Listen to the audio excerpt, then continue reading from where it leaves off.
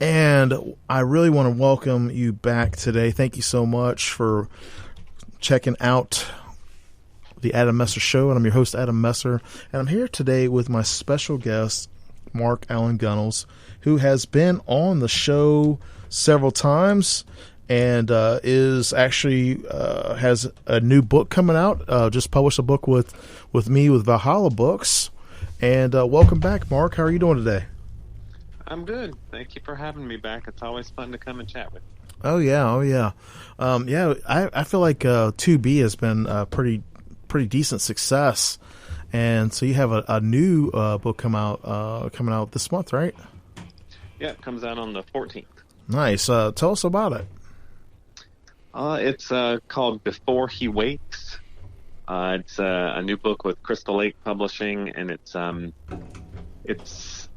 very much of a suspense thriller. Probably the most strictly suspense thing I've ever written. But I'm pretty excited about it. The publisher is excited about it, and I'm always excited about everything I write. So it's good when you find somebody who's equally excited about it. Mm-hmm. Give us just a brief overview of you, and that way for the folks out there who might be listening for the first time. Well, I'm a Southern boy, born and bred. I've been writing I've been writing since I was very, very young.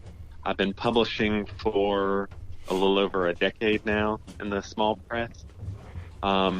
So I've worked with a lot of great publishers, including Valhalla Press with yours truly, and I'm just, even though I've been at it for a while, I'm always excited every time I have something new out, because mm-hmm.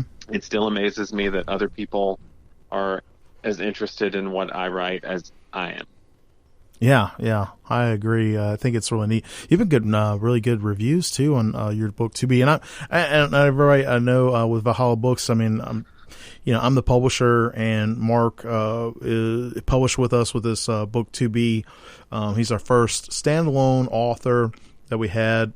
We had the novel last year, or the anthology, The Devil's Due, which was 13 horror stories, and 2B is. It's also kind of like a suspense thriller, supernatural suspense thriller, kind of like an atmospheric horror. But the tagline on it is when your ex wants you dead, they're willing to take you to the grave with them. Yeah. And you've been getting a lot of great feedback on that one. I feel like, of the different stuff that I've read, I feel like, and I'm not just bragging because, you wrote it for Valhalla Books and we published it, but I feel like of the stuff I've read, I mean, that, especially with your new one coming out, it just seems like your writing is getting better and better and better. Oh, and you're a pretty good writer. I'm just saying, I was like, wow, this is, because when you did Genevieve with the Owl, that was a really good story. And then I was like 2B, I was like, oh wow, this is really good. And so I imagine the next one will be even better. That's always the goal, is to be improving and getting better. I've been very happy and gratified with the reaction we have gotten with 2B, because, I was proud of it, but you can never know mm-hmm. how everyone's going to respond. And, I have books that have, you can kind of expect some people are going to love it, some people are not going to love it as much. Right. But, 2B really has gotten a very overwhelmingly positive response from people. And, I'm very, I know I worked hard on it, and you definitely worked hard on, getting it out there and making it the best that it could be. So, I'm happy for me. I'm also, happy that I was able to deliver something for you that, that's been well received by people. I love, the fact that the readers love it. That's the whole thing, with my goal as a writer and a publisher, to it's all about the reader experience for us, and I am really happy that came across, because you poured your heart and soul into that book, and I know that you said it was had been in your head for 20 years or something like that, right? Yeah, I carried that idea around for quite a while, which I think in some ways was good, because I don't think I would have been able to write the book the way it needed to be written. But yeah, so it came out at the right time.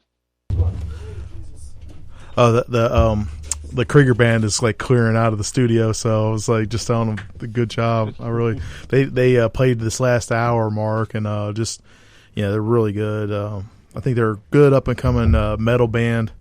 Somebody to keep an eye on and check out. So I was kind of happy to have them in the studio. Well, very cool. Yeah. Let me ask you, going back to the reader experience and talking about the readers, you've got your new book, and it's a suspense mystery book, not really so much supernatural, you're saying, right? Yeah.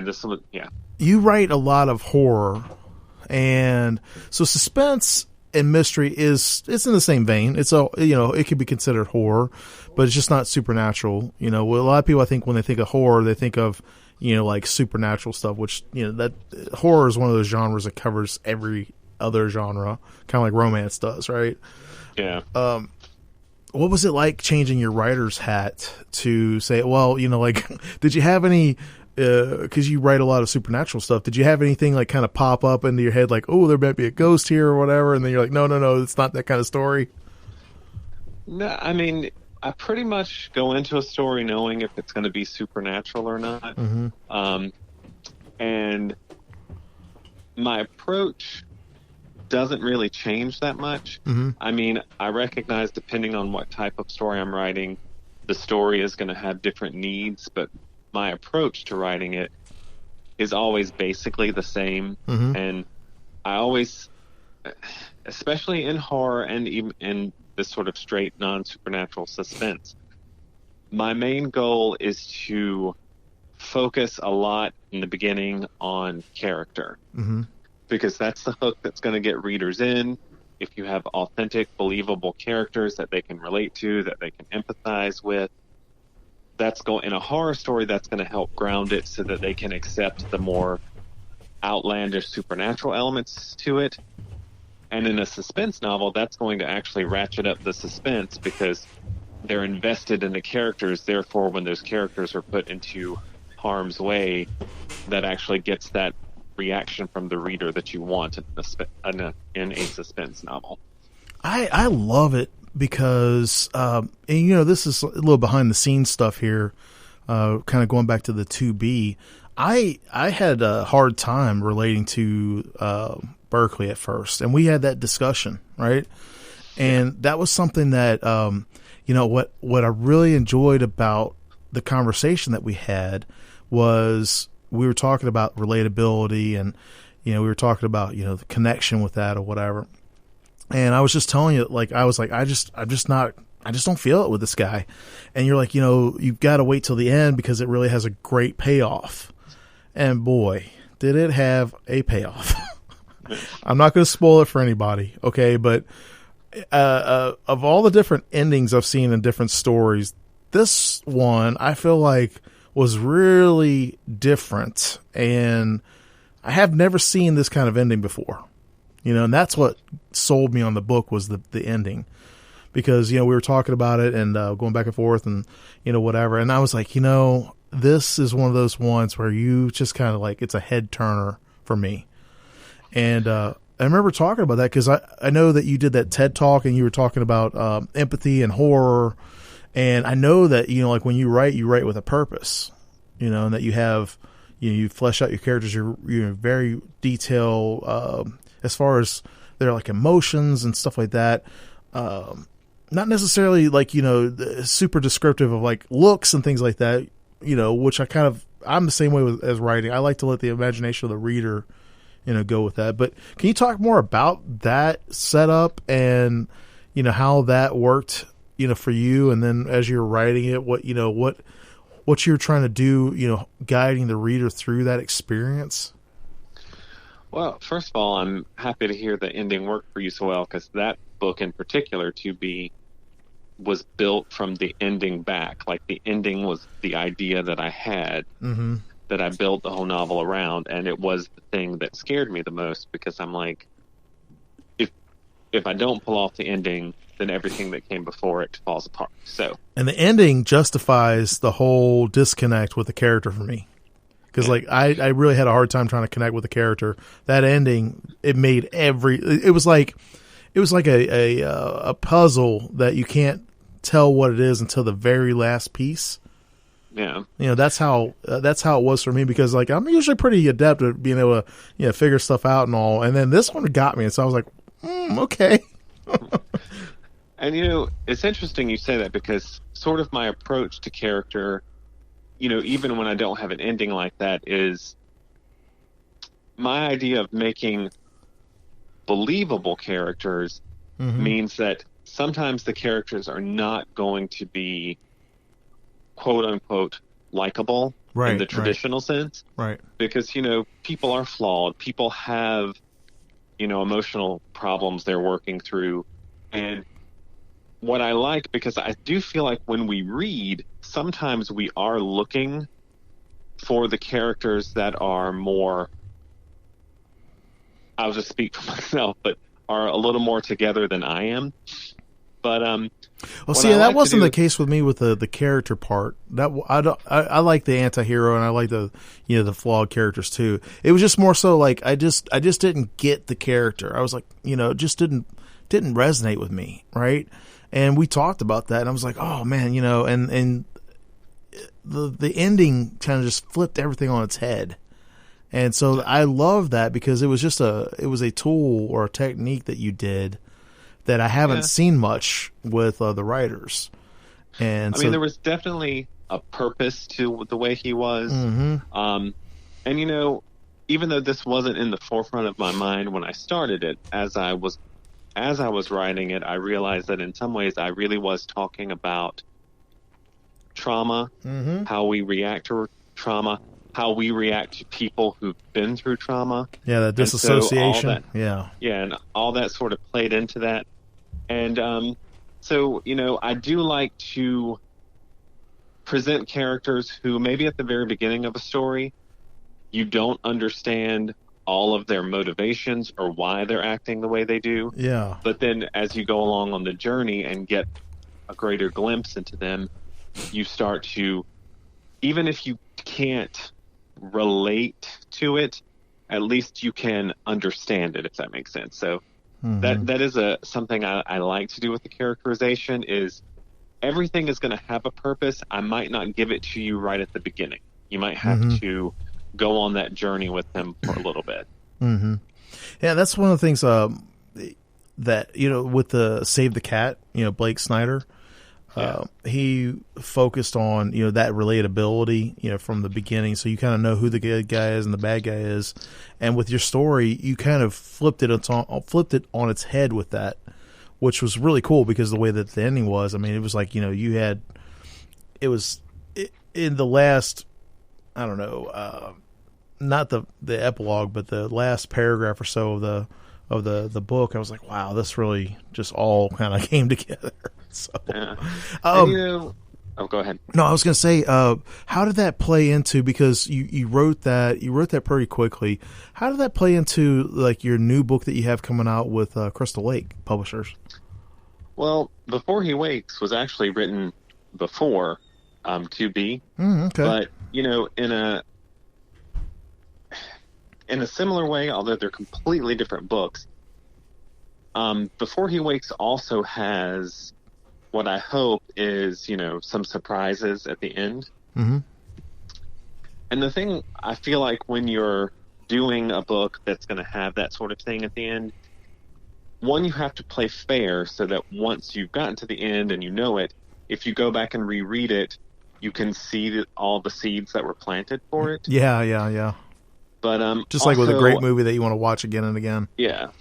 But you also have to make it an ending that feels earned. So it's not like you're just putting like a twist or something at the end for the shock value, but that it feels like the organic culmination of the whole story you just told. So that's why I say, like, when I started with the ending of 2B and built back from there, but I had to make sure the whole story worked to be moving toward that ending, so it didn't feel like I just pulled it out to try to shock the reader, but that, of course, that was the inevitable direction that story was going to go. Oh, it was a great twist. Yeah, it was a great twist. Hang tight for a second. I got to do the station ID. Everybody, you're tuning in today to the Adam Messer Show, and I'm here with my special guest, author Mark Allan Gunnells, and we're talking about his new book that he's got coming out this month. What day is it coming out, Mark? It's coming out on May 14th. May 14th, okay. And this is WRUU LP Savannah, Georgia, 107.5 FM, WRUU.org. We are Savannah Soundings Community Radio with Global Soul. So back to the new book, Mark. Can you give us the premise of it, the book blurb? Yeah, Before He Wakes, it's about two young people who have been kidnapped by a deranged man, and he's keeping them prisoner in his basement. And he goes out one day to pick up supplies, gets involved in a horrible accident, which leaves them trapped there. No one knows where they are. They're running out of food and water, and they're trying to figure out a way to get out of the situation that they're trapped in. Oh, wow. And it just kind of rockets from there. Oh, nice. It just kind of spirals out of bound, huh? Yeah. That's awesome. It's I don't know that this is a real term. I think I just made it up, but I think of it as an obstacle novel. It's like a series of obstacles they have to overcome to try to get free. You know what I call that at work? They call that can't get right. Like everything just goes wrong. You know, I think we've all had those days at work and in life, right? Murphy's Law at play, but yeah. So it's I tried to keep it at a very fast pace. Just like you start and then it's just sort of like an express elevator all the way to the end. Yeah, like a freight train that's picking up speed, huh? Yeah. That's cool. So, what other projects are you working on? Well, right now I'm working on a novel called Lucid, that I'm working on for someone we know very well. But Valhalla Books. Yeah, I am. But it's a little bit of a different novel for me. A little more. I'm not going to say experimental. That makes it sound very like artsy fartsy, but it's a little different than some of the stuff I've done before. But I'm having a lot of fun with it. I'm already contemplating the book I want to write after that, which is going to be a sequel to an earlier book I had written called The Exchange Student. And I'm always kind of thinking a project ahead. I'm taking some time here and there to write short stories because I'm a short story lover. And right now there are a lot of great markets for short stories. So, working on the novel, on the occasional short story, and thinking about what's going to be coming next. I think that's good. Are you the type of writer that you can bounce around, or are you the kind of writer that once you start a project, you have to write that and get that out? And because obviously ideas come and go, but what is your style of writing? Well, when it comes to novels, I'm a one at a time kind of guy. Like I may be thinking about the next novel I want to write, but until I finish the one I'm on, that's just something on the back burner of my mind. I will, however, maybe take a day or two off of the novel to write some short fiction, because that's something I can do relatively quickly. And sometimes I feel like I need a mental break from the world I'm creating in a novel.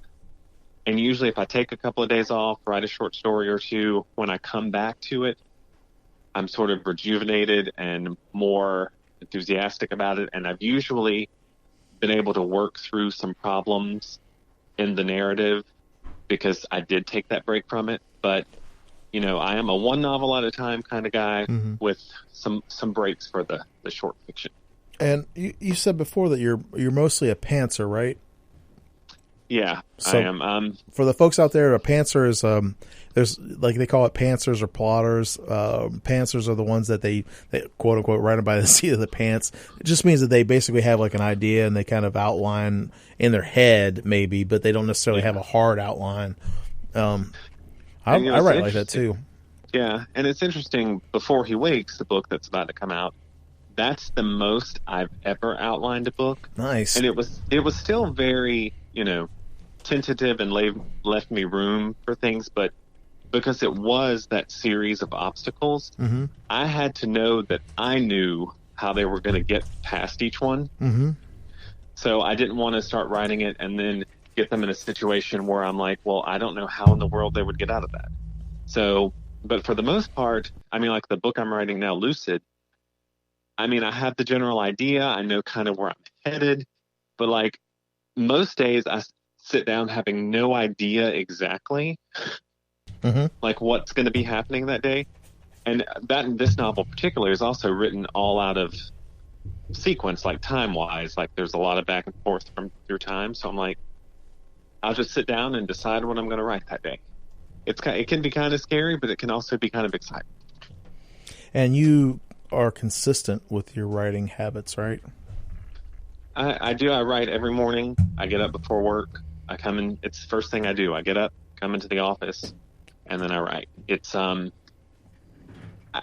think it's a great way to start the day. It gets me going, and I actually, because I love it, I look forward to getting up in the morning. So it's not like, oh, I gotta get up, but it's like, oh, I get to get up and come in here and see what happens next.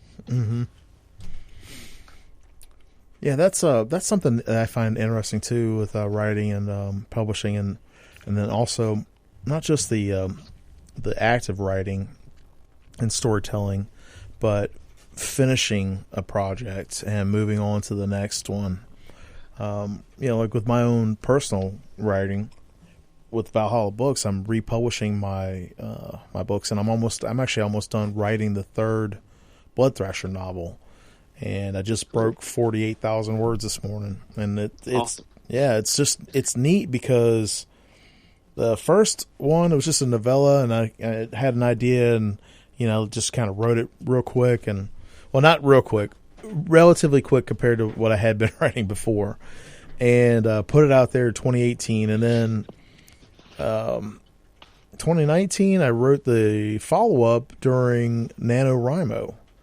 And so I outlined that. I used the Save the Cat writes a novel by Jessica Brody. I used those 15 beats, but I made like an outline, but I still, it's kind of like, okay, well, this is the idea, and then for each one of the beats for Act 1, 2, and 3, it was like, okay, well, this is the general idea, but same thing, just kind of discovery writing, going through that, and that was prior to forming Valhalla Books. I'd already had the Savannah Quill and was doing the Savannah Quill publishing, but wanting to do an imprint of Valhalla Books, the reason why I wanted to do that was to separate the Savannah Quill stuff that I did with charitable works and nonprofit stuff from book sales, right? So being able to separate that, and I took a while off of that, but like I had started planning The Devil's Due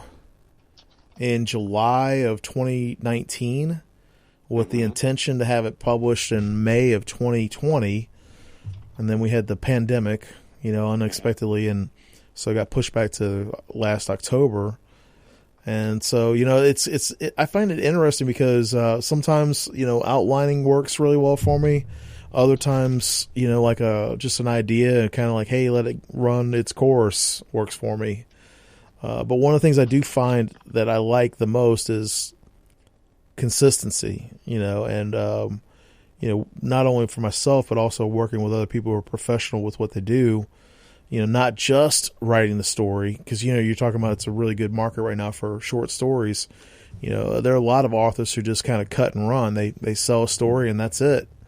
They don't do the other part of the heavy lifting, and you are one of those folks that especially in the indie world, that you believe in what you're writing, and you like you like to call it like you're pimping it out, but you believe in that. And I think that that's something that really I found the publishing world, it doesn't matter if it's traditional or indie or self-publishing or small print publishing, it doesn't really matter.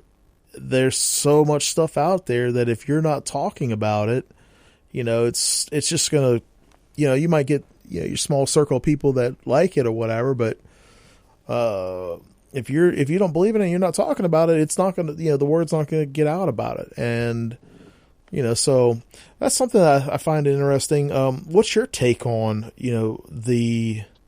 because there's the writing and the actual, putting together the book and all that. But what's your take on, the after part of, not necessarily, I don't want to say sales because I don't want people to get turned off by that, but the promotion and the marketing and and the sales of your book and talking about it with people and believing in it. What's your take on that, Mark? Well, I mean, you got to put in the work. I mean, not just for the writing, but for getting the word out. Because I mean, the fact of the matter is, we all want other people to read the stories we write. Mm-hmm. And no one is going to care about what you wrote as much as you care about it. Mm-hmm. So if you're not talking about it, why would you expect anyone else to talk about it? Like, I feel like even just myself as a reader, a writer's enthusiasm for his work piques my interest mm-hmm. and makes me want to check it out. Because if you can't be a cheerleader for yourself, you can't really expect other people to be a cheerleader for your work. So I do believe in, as I say, I call it pimping. Like, get out there and do podcasts, do guest blogs, get the word out. And there's a writer I like and admire named Gabino Iglesias. He calls it the hustle. Mm-hmm. Like, you always have to be out there hustling. So, yeah, you might think, oh, God, people are probably sick of me posting about this book by now. But, there's no other way to do it. You have to get the word out. And maybe, the 50th time you post about your book is the first time a certain reader sees it and buys it. So mm-hmm. you just always have to be willing to put yourself out there to talk about your work. I do believe, you should have a balance, and that, I also am a big cheerleader for other writers that I like. Mm-hmm. And I feel like that does give a balance, so it doesn't seem all I talk about is my writing. And that, therefore, maybe people are a little more willing to look at it when I do talk about my writing. And also, when you help promote other writers, that makes those writers want to help promote you when you have a new work out. Mm-hmm. And they might be able to reach readers that you can't. So you just have to swallow that instinct that tells you, don't talk about it too much, don't, and just, you have to get out there and just get the word out. And there's no other way to do it but then get out there, pimp and hustle. Yeah, to do it. Yeah, I like to call it the grind, and it is hustle. I made a shirt called the 5 a.m. Hustler, and because I'm the same way, man. I work on my stuff, and I work on it every day, and that's something that I like, working with other people who are like that too. And then it's kind of funny because when you put stuff out, they're like, "Whoa, what do you mean you did this thing and you did that?" And I'm like, "Yeah, I've been, the months and months and months I went into this one project just to get it ready." I think it's funny, and that the thing is too, the way I look at it, I don't want people just to buy it. I really would like people, when they see the books or whatever, to pick it up if they're interested and it looks like something that they would want to read, and I've had people, which is pretty neat. I've had people that have read, like, for example, what The Devils Do. I've had people read that anthology and they're like, I would have never picked that up if I didn't know you. Right. And I'm like, well, I appreciate it, and then, but they said, but I really enjoyed it. Like, horror is not my genre. I don't, normally read it, but I really enjoyed it because the collection of the stories in there. And for me, everything has been about the reader's experience. Everything, I do is for the reader, and I try to take care of the authors that I work with and, do what I can do to support them and help them. And, and it just all goes back to that storytelling and for the reader, and I write stories that I want to read as a reader. That's the kind of stuff that I want to write. So, I think it's an interesting take. I feel like you can promote your stuff. You can share your stuff. You can, without having to be like that sleazy used car salesperson. Right. Yeah. So I've got to do the station break, real quick, Mark. I want to throw this out there to everybody. This is our annual spring fund drive, if you want to call it that. We are a community radio station here at WRUU, all volunteer. I'm a volunteer. I'm going into my third year of doing this.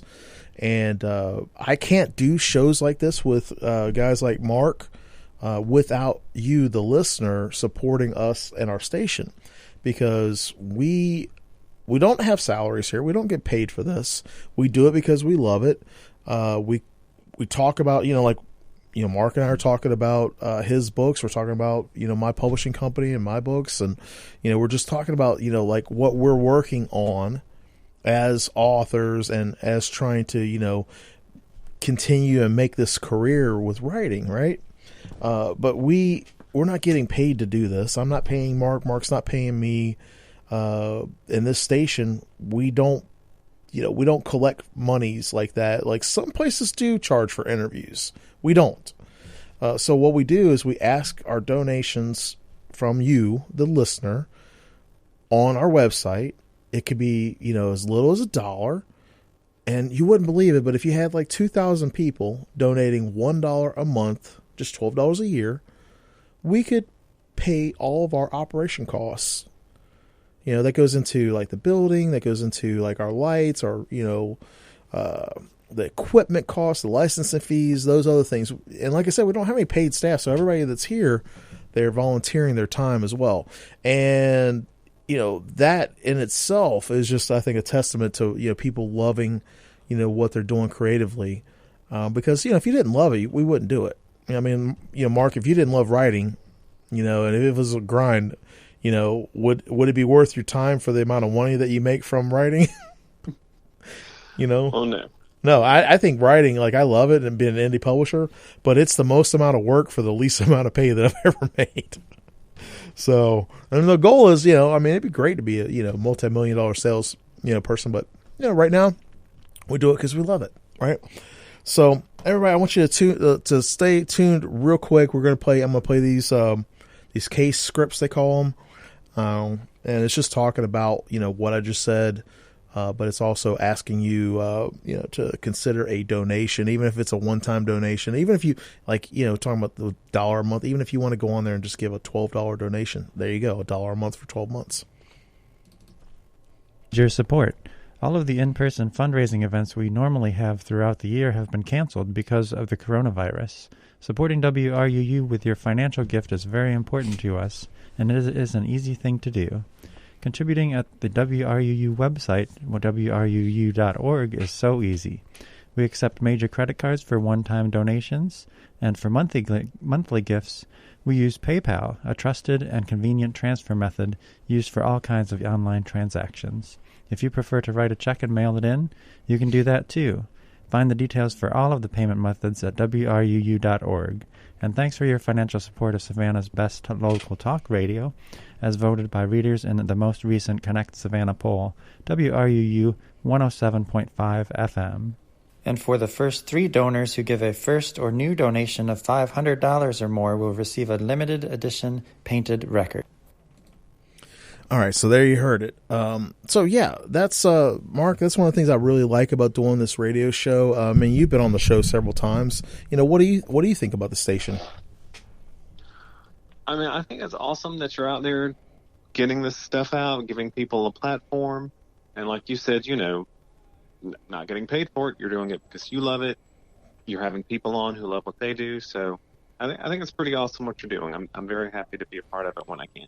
I'm glad to have you on too. I mean, you've been a frequent flyer on the radio station here with me, and it's pretty cool. And even before we started working together with Valhalla Books, you were on. We were talking, and Ryan Dunn introduced us. I believe you were on with your 324 Abercorn book. I think that was the first time we were talking. And then after we met was when I was like, hey, would you be interested in being part of this anthology that I'm doing? So I think that was pretty cool because, that introduction led to, us meeting and, becoming friends. And, here we are, talking about like the stuff that we love doing, which is writing and publishing, and not just writing. Writing is one thing, but also publishing and putting those books out there so that other people have a chance to experience, that thought or that, story that you've created, that you've kind of poured out of your soul, Yeah. So I think it's pretty cool, just how things happen like that, Yeah. And, I do owe Ryan a debt for hooking us up with that interview because, like you said, that led to me being in The Devil's Due, and then that led me to be, which I don't think if you hadn't given me the impetus that, maybe I still wouldn't have gotten around to writing that book. And I'm very glad that I did. And I'm glad that I was able to write it for Valhalla. I think it's cool that you were saying too that you said it's Before He Wakes with Crystal Lakes, the new one. Yeah. I think it's cool that you said that you had written that before you wrote 2B. And, so this new book that's coming out, it's all like a progression. And I think really it's one of those things where, like, as you keep going through and doing stuff, then, and you personally, and you out there and, listening to us right now, when you're doing these things, it doesn't mean you do the things that you love. It doesn't mean that you're always going to enjoy every minute of it. Right. It doesn't mean that. There's a grind. There is there's work involved in it. But when you put that consistency in, like Mark, I'm just going to brag on you for a minute.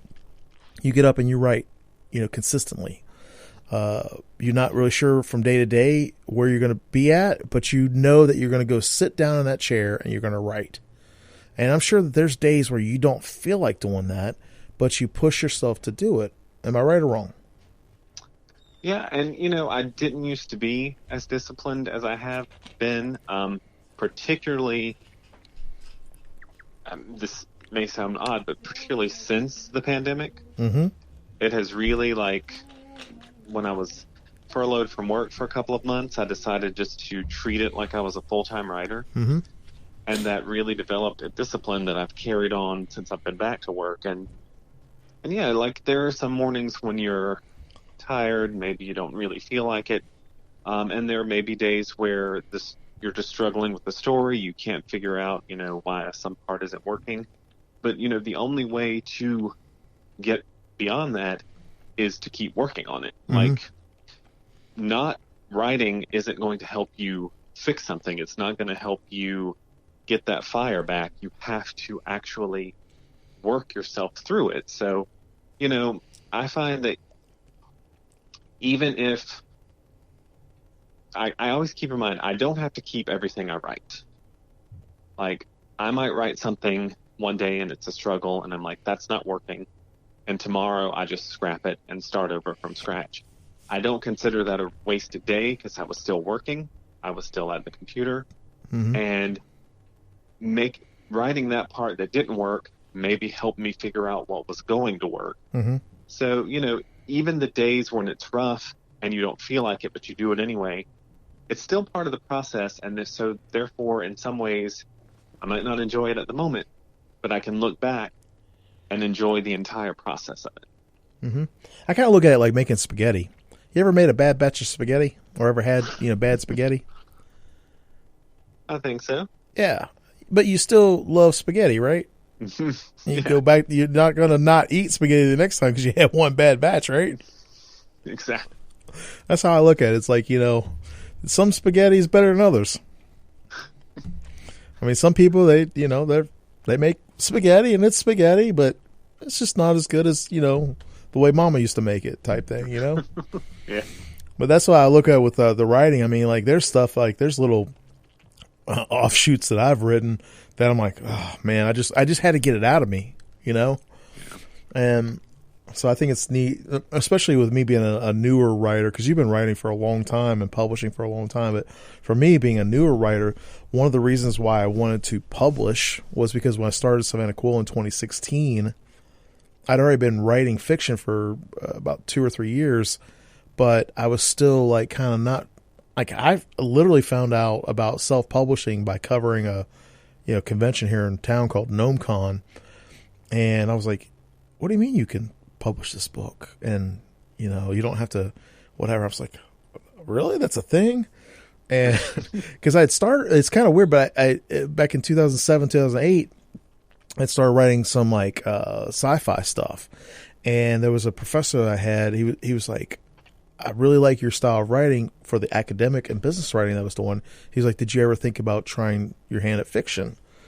And of course that was pre, you know, whatever. I was like, you know, right when I was inspired and blah, blah, blah. And, you know, that didn't really lead to anything. Fast forward to like 2013, I started dabbling again. I say dabbling because, you know, being an amateur, I wasn't really serious about it yet. That was just whenever. So when I found out you could publish and you could actually make it a tangible, physical book, that was like, wow, this is what I want to do. And then I formed the Savannah Quill in 2016 because I was like, you know, I want to connect writers and readers to promote literacy. Because I've volunteered my whole life. I mean, like, my first volunteer job, I was like 12 at my church, and I volunteered with the church and the food pantry and helping out with that and stuff like that. And so over the years, I've done different volunteering and stuff like that. And I was like, you know what? I've always loved reading. I've loved literacy or whatever. And I think working with authors like yourself, you know, and I've said this to you. I've said it publicly. I'll say it again. I like to work with people who are professional. I don't like drama. I don't like a bunch of, you know, nonsense. I like people who believe in what they're doing and, you know, that they consistently work on what they're doing, right? And so deciding to switch to the publishing house was a way that I could separate the volunteer stuff. And it was a way that I could say, hey, you know, I can separate this nonprofit stuff from, and it was mostly like not even a morality thing, Mark. It was mostly like, okay, I don't feel comfortable trying to sell books when I do charitable fundraisers with my Savannah Quill thing. Yeah. So I can separate and say, hey, okay, well, Valhalla Books is, I can sell books and I don't have to feel that guilt associated with it.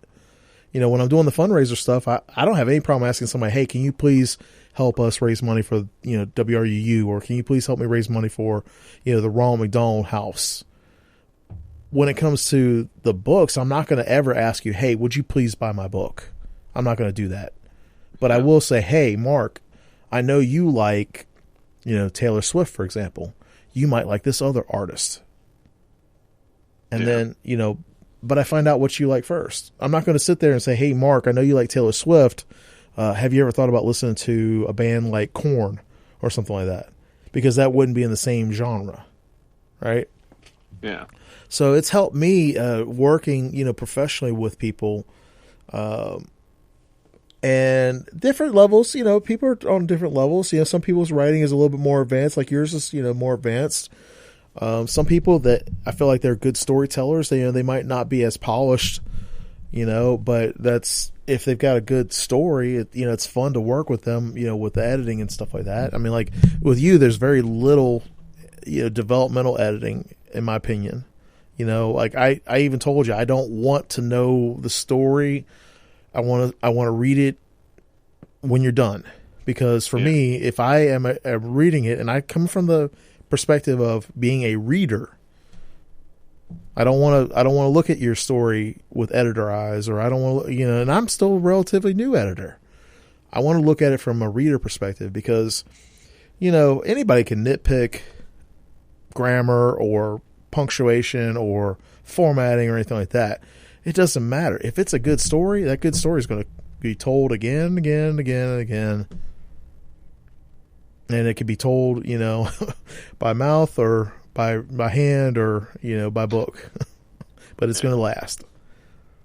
So that's kind of where I come with that. And that's one of the things I like about working with you, because, you know, especially like, you know, the couple stories that we've already published, and then a couple stories that we've talked about, you know, like concept, you know, of what you know, working with. I'm like, yeah, that sounds good. You know, I want to work with you. I want to do these things because I feel like it's a good partnership that way, you know? Yeah. And, you know, I think that's important. for writers out there, also when they're looking for a publisher, and for a publisher when they're looking for a writer, it's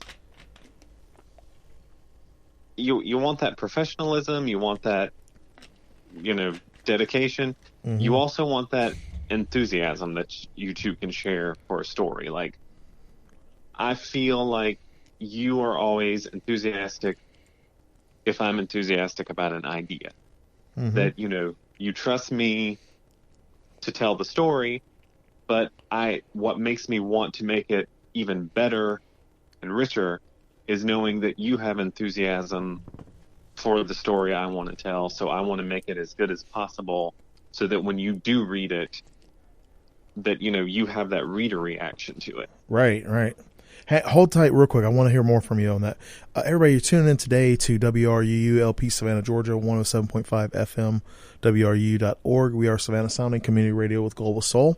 This is the Adam Messer Show, and I'm your host, Adam Messer, here with my special guest, author Mark Allan Gunnells, who is talking about his new book release, Before He Wakes, with Crystal Lake Publisher. And then we've been talking about the new release, but we've also just been kind of talking about, the process and all that. So when you're talking about enthusiasm, Mark, what does that do for you? Like, does it kind of give you like some juice for your batteries, or does it kind of give you just like that extra, like a little bit of confidence push, or what does that do? It just makes me, it's not that I'm not always trying to do my best, but I'm always enthusiastic about the ideas I have. That's why I want to write them. Mm-hmm. But when I meet a publisher or an editor that seems equally as excited and enthusiastic, it just kind of ramps me up. It makes me, more focused. It makes me more, I don't know, it even increases my motivation because I know there's somebody who is equally excited, because sometimes you might present an idea to a publisher and they might even be willing to look at it, but sometimes the reaction is sort of like, well, maybe. And I'm not saying you shouldn't still go after that market, but, as a writer, I want to know that the publisher thinks the idea is as exciting as I do. Mm-hmm. And and if they don't, there's nothing wrong with that, because, not every idea is right for every publisher. Mm-hmm. And that might just tell you, let me see if I can find a publisher that does get excited about this idea. And speaking of that, I've had 4. We don't at Valhalla Books. We don't have any open submissions right now. I've already got things laid out for this year and early next year of what we're going to be working and publishing. And I had 4 unsolicited pitches through the website, and I'm not interested. Like with Valhalla Books, we're going to be publishing horror, sci-fi, fantasy, and dark fiction, mystery type stuff. Those are the ones, because those are the genres that I like to read, right? So I'm going to publish stuff that I like to read.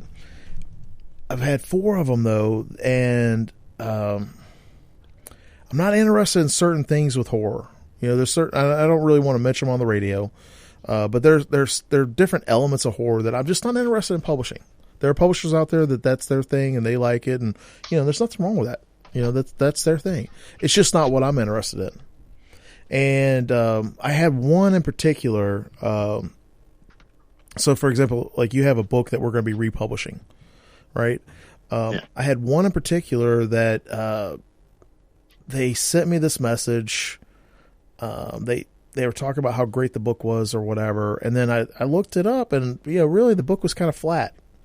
Didn't have many reviews or whatever, and I just politely told them, I'm sorry, it's just not a good fit for us or whatever. And I'm not knocking the person for believing in their work, but when like you tell me, hey Adam, I want to republish this book with you because I feel like I want to continue on with this other the story arc or whatever, then I see the potential in it. It's like, okay, well, I really don't want to publish. I don't really want to publish stuff that's been published before. I want to publish new stuff, but for me, the partnership again the investment in you and you invested in me is like, okay, well, we're going to republish this book and we're going to continue that series. So it's going to have new material, right? Yeah. So you're already coming, and I'm talking about, like, I'm just talking about an example here of, like, for writers and, you know, talking to publishers, trying to talk about a pitch or whatever. If your book didn't sell, which I had a book that fell flat and I'm republishing it. Okay. If your book didn't sell, you got to look at the reasons why. So, like, for example, with me, when my second book for the Blood Thresher series fell flat, I had to look at that and say, hey, what did I do here? Well, I published it right before New Year's. I didn't have, like, a plan as far as, like, how was I going to get the word out there. I waited too long after the first one did pretty good. I waited too long to publish the second one. So, you know, the folks that were interested the first time, they weren't so much interested the second time. And some people, you know, they're like, they're used to getting, like, these traditional published authors, you know, once a year, you know, whatever. They're used to that. But, you know, we all have other things to read. So what did I do? I was like, okay, this didn't work. How can I make it better? And then the next book that I published was The Devil's Due. And I feel like The Devil's Due, it's had a pretty decent reception, you know, for an anthology. And then the first novel that I published was 2B. Now, I didn't write 2B, but I published it. It was a great story. It's, you know, it's just a wonderful story. But the work that went into that book was from the stuff that I had learned by falling flat on my face with that other book. Right? And then going into, like, how can I do these other things? What are my expectations too? You know, how can I make this better? Right? So when you come to me and you say, hey, I've got this story idea, I'm like, yeah, let me hear it. You know, and I'm not the fastest reader when it comes to fiction. I read every day, but honestly, I've got so much stuff that I'm reading too. Like, I think it took me a couple weeks to get back to you on that last one. You know, and I told you, I've got other stuff ahead of it. And it's not that I don't want to prioritize your stuff. It's just that I have a lot of things that I'm working on right now. And so, you know, it took me a couple weeks to be able to get to it. Right? Yeah. So I feel like that's an important part of the conversation, because that rejection for people, and, you know, I was very polite, professional with them about, you know, saying, hey, it's just not a, you know, good fit for us or whatever, good luck or whatever. But that part of, you know, that is reading your audience, you know, like knowing who, like if you're trying to publish a book, you know, you wouldn't want to pitch a horror story to a publisher that, you know, they sell nonfiction, self-help and motivation stuff, would you? Yeah. And I mean, that's actually one of the, for a writer, one of the greatest things about the small press publishing world is that there are so many different publishers that sort of have different focuses. Mm-hmm. So, you know, you have to do your research and know, like, what does this publisher publish? What are they interested in? And you can find that, you know, publishers usually have guidelines. They'll tell you if they're open for submissions. So, you know, you can find a publisher that's interested in the kind of thing you've written. Right.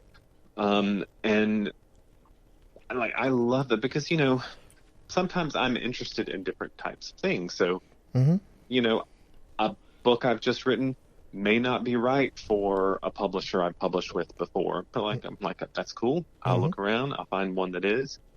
And, you know, so just because a publisher isn't interested in the kind of thing you have written, that's not any sort of value judgment reflection on you. Yeah, exactly. Yeah, it's just that this isn't the market.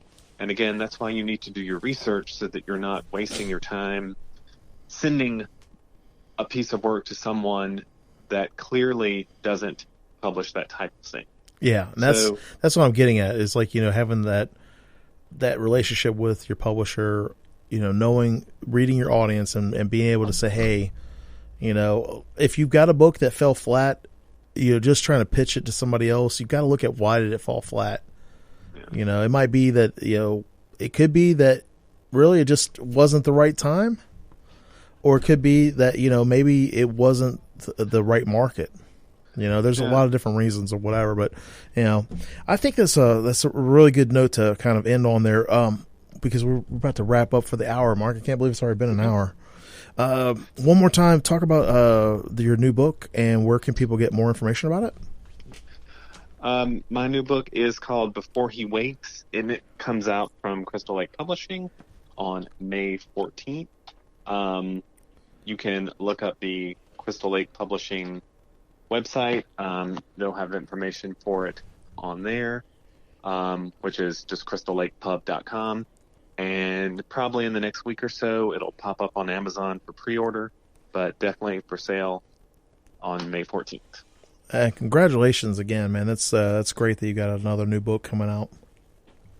I'm excited. Thank you very much. Thanks a lot for being on the show today, too, and I hope you have a great day. Okay. All right, everybody, stay tuned.